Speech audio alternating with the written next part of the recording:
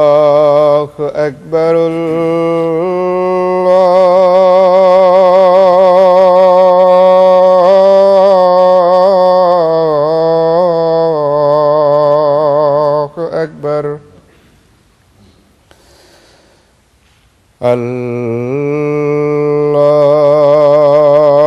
الله أكبر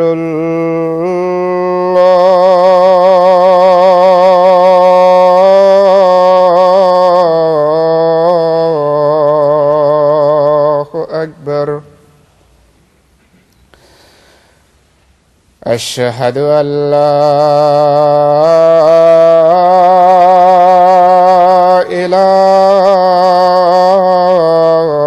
إله إلا الله أشهد أن لا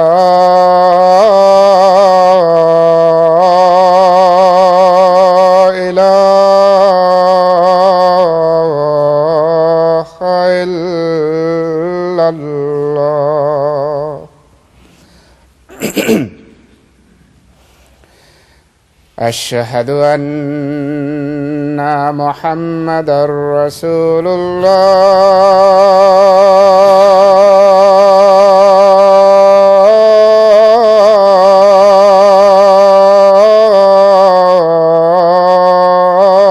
الله أشهد أن محمدًا رسول الله حي على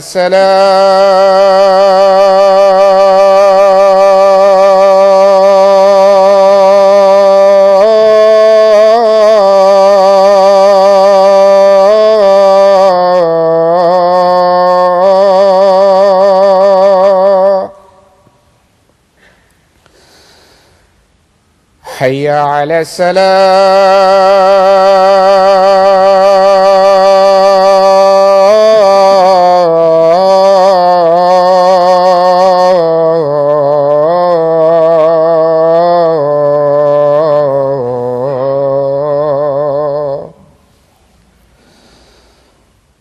حي على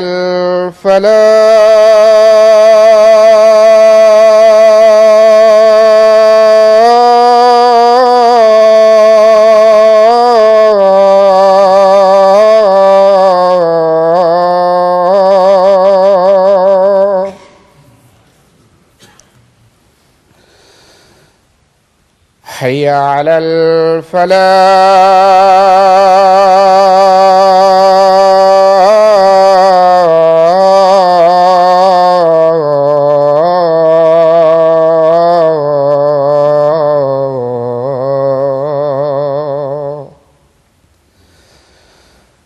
الله أكبر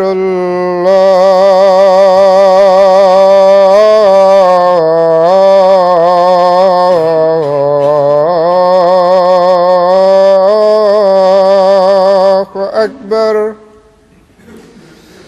لا إله إلا الله.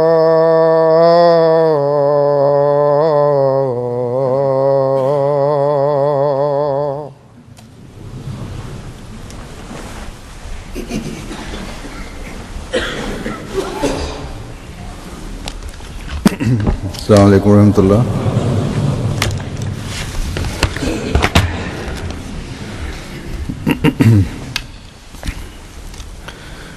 أشهد أن لا إله إلا الله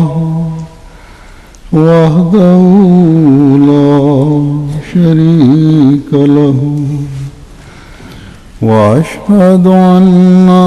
محمدا عبده ورسوله أما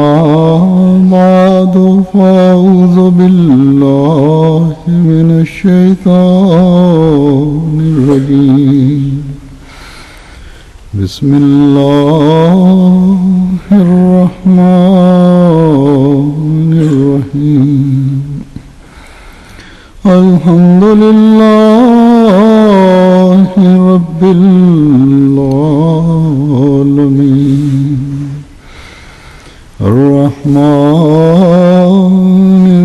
الرحيم مالك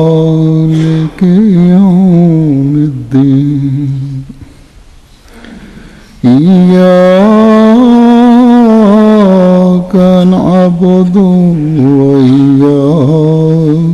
نستعين اهدنا الصراط المستقيم صراط الذين أنعمت عليهم غير المغضوب عليهم ولا الضالين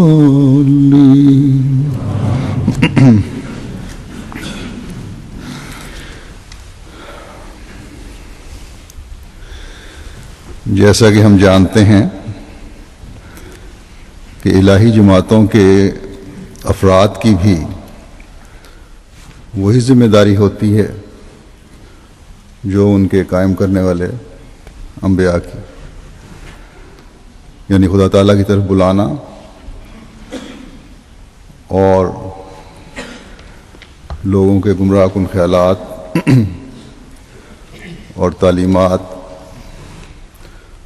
جو زمانے کے گزرنے کے ساتھ مزید بگڑتے چلے جاتے ہیں کی نشاندہی کر کے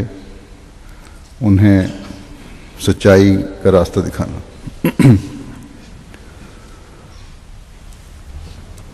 اور مذاہب کی تاریخ ہمیں بتاتی ہے کہ جب بھی انبیاء اور ان کے ماننے والوں نے، جو عموماً شروع میں بہت قلیل تعداد میں ہوتے ہیں،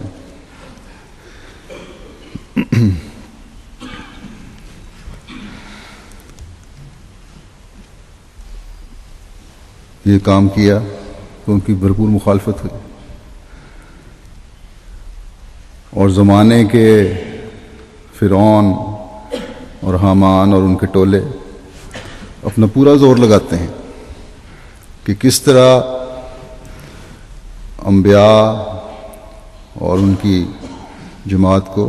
نیست و نابود کر دیا جائے۔ اور یہ سلوک مذہب کے ساتھ ہوتا رہا ہے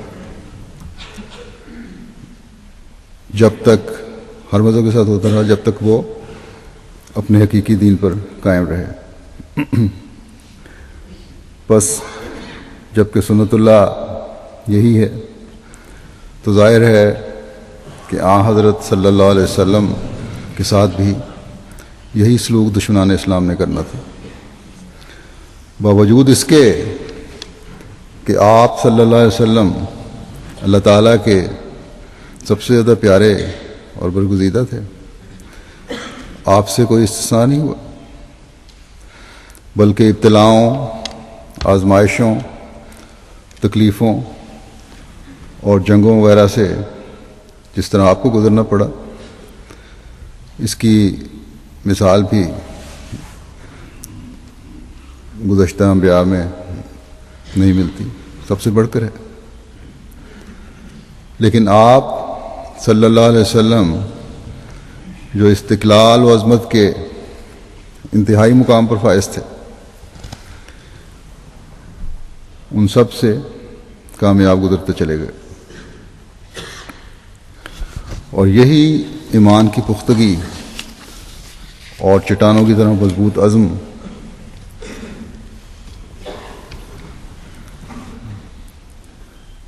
اور ایمان اور ایقان میں ترقی آپ نے اپنے جانثار صحابہ میں پیدا فرما دی۔ اور کوئی تکلیف، کوئی زخم، تعداد میں کمی، ہتھیاروں کی کمی ان صحابہ کے ایمان کو متزلزل نہیں کر سکی۔